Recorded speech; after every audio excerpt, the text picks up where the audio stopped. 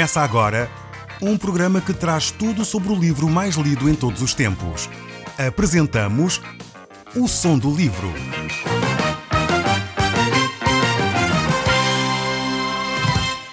Seja muito bem-vindo. Neste podcast vai encontrar o livro mais conhecido e lido em todo o mundo.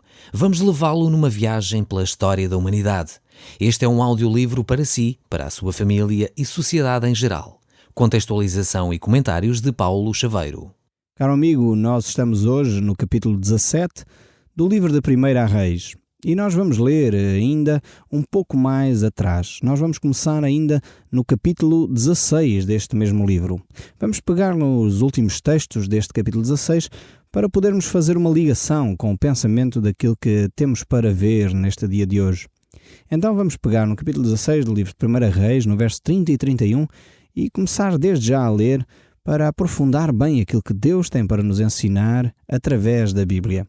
Diz assim o texto bíblico: Fez então Acabe, filho de Onri, o que era mau perante o Senhor, mais do que todos os que foram antes dele, como se fora coisa de sumenos importância, andar pelos caminhos de Jeroboão, filho de Nabate. Tomou ainda por mulher a Jezabel, filha de Etibal, rei dos Sidónios, e foi e serviu a Baal e o adorou. Então ainda aqui temos a descrição destas pessoas, destas personagens. Realmente nestes capítulos aqui vamos encontrar personagens bastante conhecidas. Uns pela positiva, como Elias, mas outros pela negativa, como Acabe e Jezabel. Eles realmente ficaram célebres na Bíblia pela sua maldade, por aquilo que fizeram contrário à palavra de Deus, contrário à vontade de Deus. E vemos aqui estas personagens, Acabe e Jezabel, que realmente foram personagens cruéis na Bíblia. Eles conduziram Israel à desgraça, conduziram Israel ao afastamento da sua relação com Deus. É que este Acabe, que nós vamos olhar e começamos a estudar aqui neste texto bíblico, ele foi um dos piores reis que a nação de Israel já alguma vez teve. Ele praticou toda a espécie de idolatria, casou-se com essa mulher, Jezabel, que realmente ficou marcada também por ser uma rainha terrível. Agiu de uma forma cruel contra os profetas de Deus, levou a nação de Israel à adoração de imagens de Baal, e realmente ela foi uma mulher que agiu com crueldade.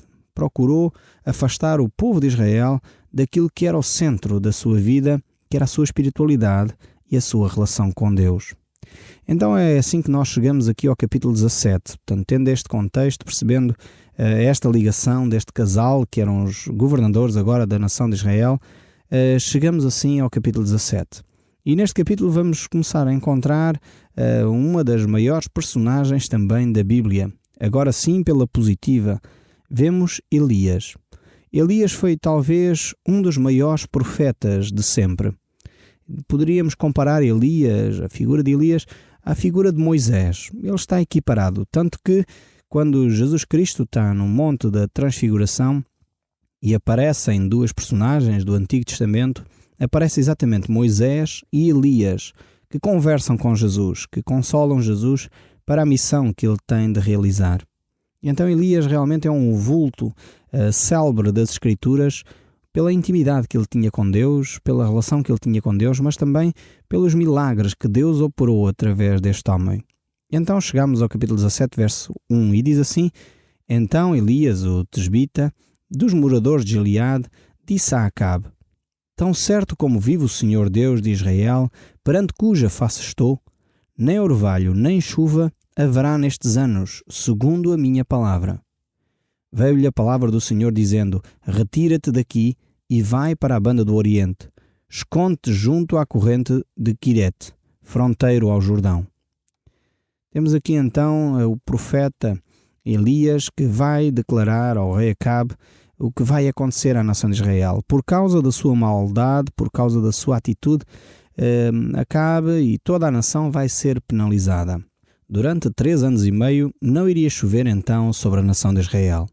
E isso é realmente terrível para um povo, mas essencialmente nesta altura em que toda a vida dependia da agricultura, era terrível pensar numa seca tão prolongada para uma nação.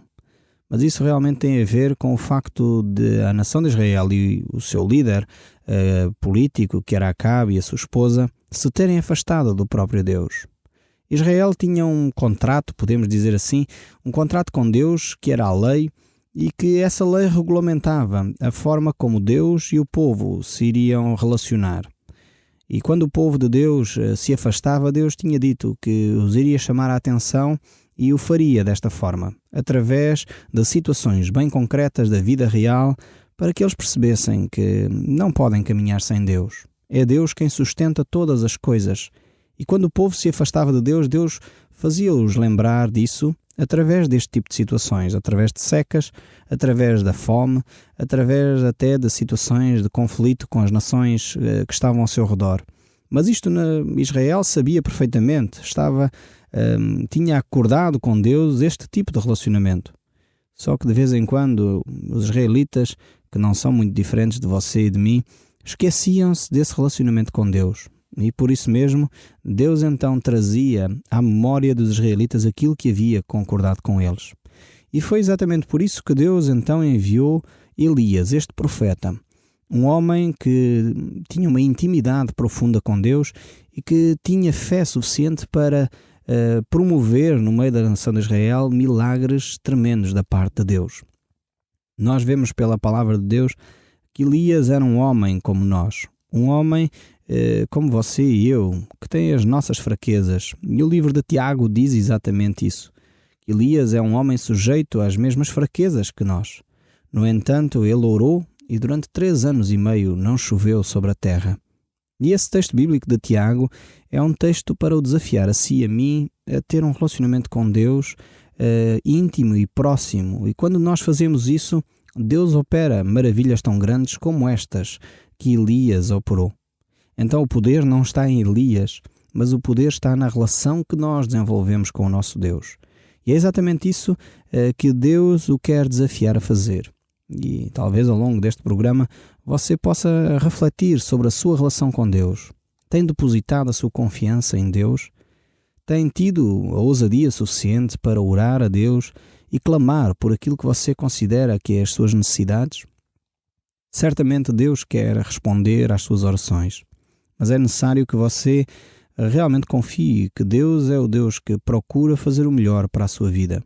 Deus é aquele que o ama, tal qual você é. E quando nós nos aproximamos dele, confessamos o nosso pecado, abandonamos aquilo que desagrada a Deus, a palavra de Deus diz que Deus vem e purifica todo o nosso pecado e nos restabelece na comunhão com Deus. Se é esse o seu desejo, faça agora mesmo uma oração, ou talvez no final do programa aproveite para ter um tempo a sós com Deus, enquanto ouve uma música de final, você possa desenvolver esse relacionamento com Deus. Elias, afinal de contas, era um homem como você e eu, e o facto dele depositar a sua fé em Deus fez com que Deus operasse maravilhas através dele.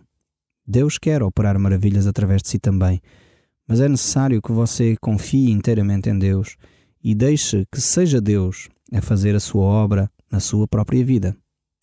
Então, voltando aqui ao texto bíblico, Elias então fez esta declaração ao rei Acabe, mas Deus conduziu Elias para que ele pudesse continuar a viver. A fome iria atingir toda a nação, por causa dessa seca que iria durar 3 anos e meio. Estamos assim no verso 4 deste capítulo. E diz assim, então o texto de Deus vai dar recomendações a Elias. Beberás da torrente. Ordenei aos corvos que ali mesmo te sustentem.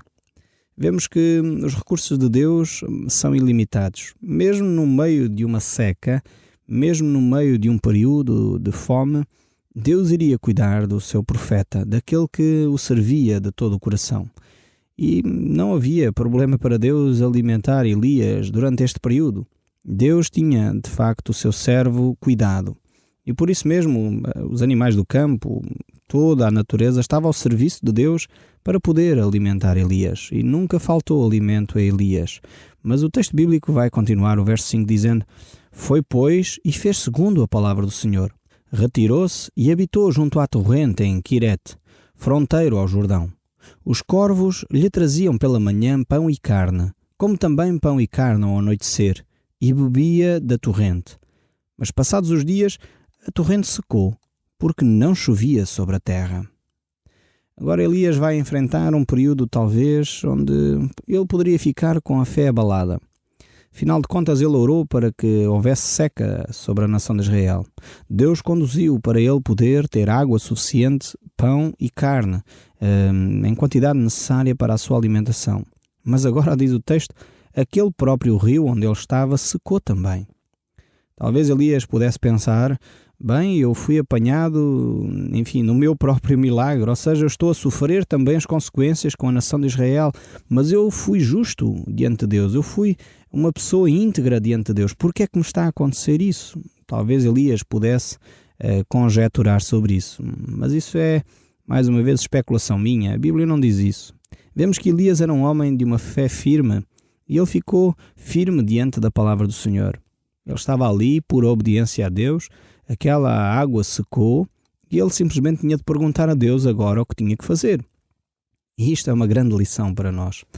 Certamente, quando as coisas acontecem na nossa vida e por vezes situações que nós estamos a viver são difíceis, tais como esta, oramos para determinada coisa, Deus operou esse milagre, as coisas estão a acontecer à nossa volta, mas nós somos apanhados nesse turbilhão de ideias, nessa sequência de situações e ficamos talvez como Elias, sem água. Ficamos ali debaixo da mesma influência da seca e a única coisa que nós temos de fazer não é ficar alarmado, mas é perguntar a Deus, Deus, qual é o próximo passo que eu tenho que dar?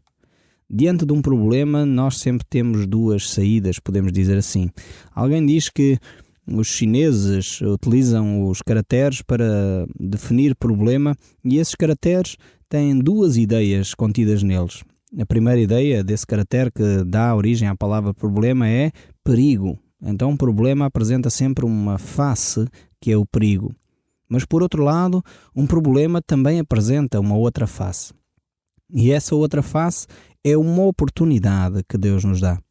Ou seja, a palavra problema então contém duas ideias nela mesma.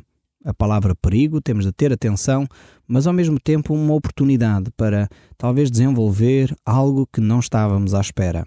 E de facto essa palavra problema poderá ter estas duas ideias e podemos aprender com outras culturas exatamente este aspecto sobre os problemas.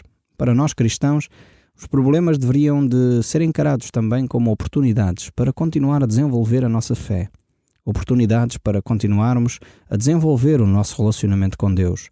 E foi exatamente isso que aconteceu aqui com Elias. E estamos no verso 8 e diz assim, então lhe veio a palavra do Senhor e disse, dispõe-te e vai até Sarepta, que pertence a Sidom, e demora-te ali, onde ordenei uma mulher viúva que tu sustente.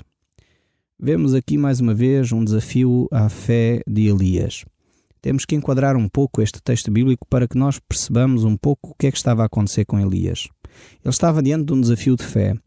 A água daquele ribeiro tinha secado, já não havia água. Elias, de alguma forma, pergunta a Deus o que deve fazer. Deus responde, sai daí, vai até Sarepta e lá vai haver uma mulher que vai sustentar. Esta mulher não era uma mulher qualquer, era uma viúva. Temos de lembrar que naquela altura não havia segurança social, não havia os suportes sociais para cuidar das pessoas mais carenciadas. E uma viúva naquela altura era uma mulher que estava devotada à morte praticamente. Ou seja, as mulheres naquela altura não trabalhavam, não tinham escritórios para trabalhar, não tinham empresas para gerir. Elas normalmente eram mulheres que estavam em casa. Quem ganhava sustento eram os homens. E naquele período da vida humana, as mulheres que ficavam viúvas ou regressavam à casa dos pais ou muitas vezes viviam na miséria. Mas Deus está a dizer a Elias que ele deveria de ir ter como mulher carenciada, que seria ela que iria sustentar um homem. Isto era algo que revolucionava todo o pensamento social daquela época. Eu imagino que Elias deve ter ficado extremamente preocupado. Como é que ele, um grande profeta de Deus, iria ficar dependente de uma mulher e ainda mais de uma mulher viúva? Mas Deus estava a querer ensinar também algo a Elias. Isso é que Deus é quem supra as necessidades. Ele não tem de confiar na sua capacidade como profeta. Ele não tem de confiar nas capacidades, inclusive, dos outros que o rodeiam. Ele tem de confiar na pessoa de Deus. E por isso mesmo, Deus pega em Elias e envia uma mulher carenciada para que Deus possa ensinar a Elias a dependência de Deus. Mas ao mesmo tempo Deus tem um plano, e um plano de salvar esta mulher e salvar o seu filho. E por isso envia também Elias a ter com essa mulher, para que essa mulher e o seu filho possam viver este período de seca, este período difícil, de uma forma confortável. Ou seja, esta mulher era uma mulher temente a Deus, como nós vamos ver a seguir. Mas ela necessitava do toque de Deus. E por isso mesmo Deus envia então o seu profeta para manter esta família. Diz o verso 10: Então ele se levantou e foi para Sarepta. Chegando à porta da cidade, estava ali uma mulher viúva apanhando lenha. Ele a chamou e disse-lhe: Traz-me, peço-te, uma vasilha de água para eu beber. Indo ela buscá-la, ele a chamou e lhe disse: Traz-me também um pedaço de pão na tua mão. Porém ela respondeu: Tão certo como vive o Senhor, teu Deus, nada tenho cozido. Há somente um punhado de farinha numa panela e um pouco de azeite numa botija.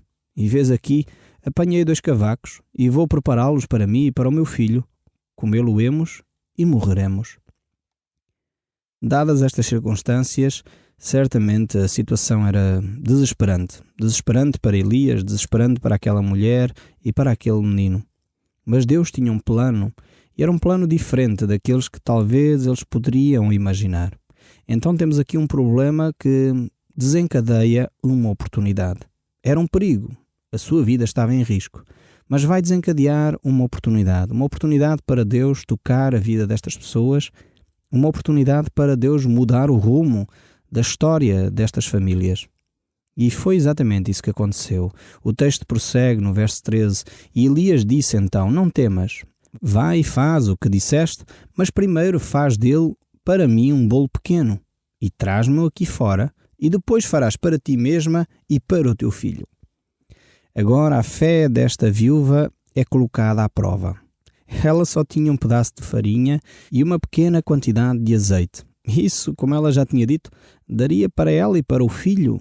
Mas agora o profeta de Deus diz: Não, traz primeiro para mim e depois farás para ti e para o teu filho.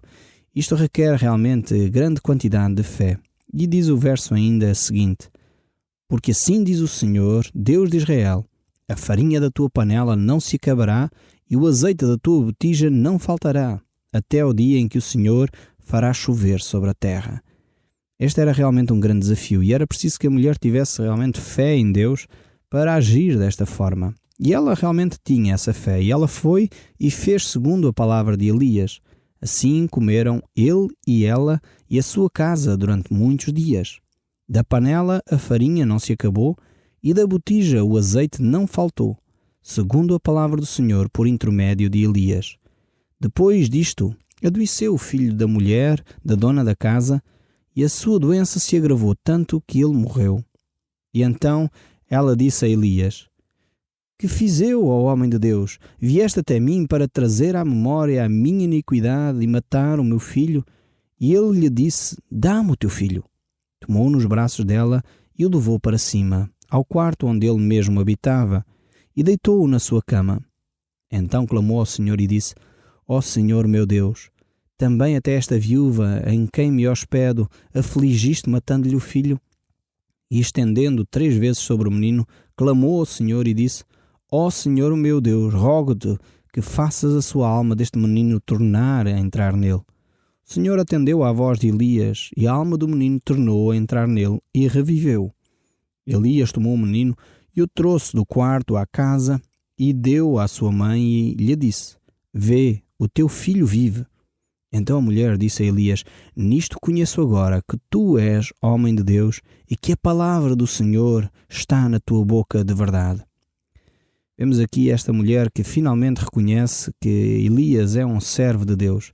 Depois de ter visto a farinha que multiplicou, o azeite que multiplicou, ela reconhece quando realmente vê o filho ressuscitar. Ela precisava de um toque mais de Deus do que aquilo que ela já tinha reparado. E muitas vezes nós procuramos ver Deus desta forma. Mas Deus quer fazer um milagre ainda maior. E esse milagre é no íntimo do seu coração. Esse é o maior milagre, é ver vidas transformadas. Vidas que são mudadas pelo poder e pela palavra de Deus. Eu sei que muitas vezes isso está a acontecer. Algumas cartas nós recebemos a relatar exatamente o que Deus está a fazer na sua vida e na vida dos seus que ouvem este programa. Eu gostaria muito de continuar a receber esses relatos, pois isso nos estimula a continuar a anunciar a palavra de Deus e a ver que Deus continua a operar milagres no nosso meio. O texto do capítulo 18 nos diz ainda: muito tempo depois veio a palavra do Senhor a Elias no 3º ano, dizendo: vai, apressa-te a Acabe, porque darei chuva sobre a terra. Partiu, pois, e apresentou-se a Acabe, e a fome era extrema em Samaria. Acabe chamou Obadias, o mordomo, e Obadias, que temia muito o Senhor, porquanto Jezabel exterminava os profetas do Senhor, Obadias tomou 100 profetas e de 50 em 50 os escondeu numa cova e os sustentava com pão e água. E disse Acabe a Obadias: vai pela terra, por todas as fontes de água e por todos os vales, e pode ser que assim encontremos erva para salvar a vida dos cavalos e dos burros, e não percamos todos os animais. Repartiram entre si a terra para a percorrerem. Acabe foi para uma parte do caminho e Obadias foi sozinho para outra. Estando já Obadias a caminho, eis que Elias se encontrou com ele.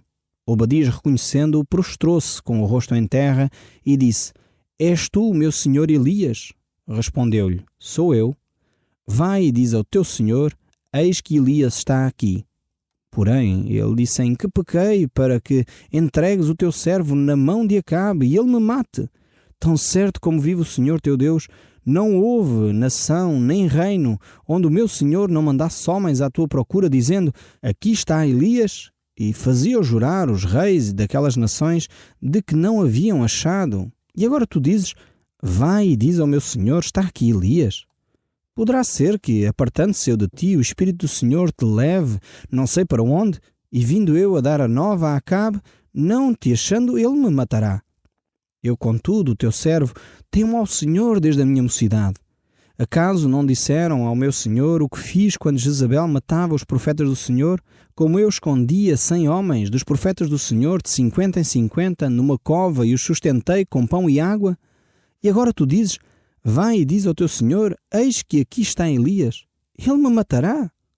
Disse-lhe Elias: tão certo como vive o Senhor dos exércitos, cuja presença estou, deveras hoje me apresentarei a ele. Então foi Obadias, encontrou-se com Acabe e lhe anunciou. E foi Acabe ter com Elias. Vendo-o, disse-lhe: és tu o perturbador de Israel? Respondeu-lhe Elias: eu não tenho perturbado Israel, mas tu e a casa de teu pai, porque deixaste os mandamentos do Senhor e seguiste os Balaíns. O Som do Livro, uma produção da Rádio Transmundial de Portugal.